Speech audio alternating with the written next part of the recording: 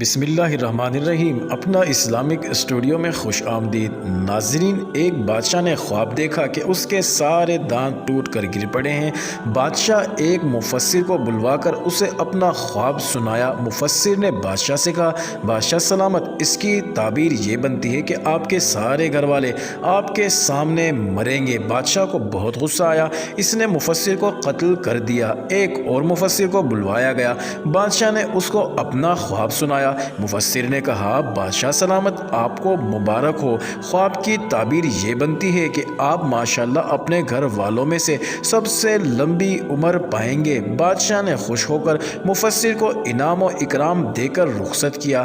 کیا اس بات کا یہی مطلب نہیں بنتا کہ اگر بادشاہ اپنے گھر والوں میں سے سب سے لمبی عمر پائے گا تو اس کے سارے گھر والے اس کے سامنے ہی وفات پائیں گے؟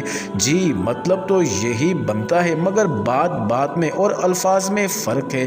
ناظرین، آپ کا بولا گیا ایک ایک لفظ کسی دوسرے کے لیے مرہم بھی بن سکتا ہے اور زخم بھی دے سکتا ہے۔ اختیار آپ کے ہاتھ میں ہے کہ آپ نے زخم پر مرہم لگانا ہے یا زخم پر نمک چھڑکنا ہے۔ معزز ناظرین، امید کرتے ہیں آپ کو یہ انٹرسٹنگ ویڈیو ضرور پسند آئی ہوگی، تو آپ ہمارے چینل اپنا اسلامک اسٹوڈیو کو ضرور سبسکرائب کر دیں۔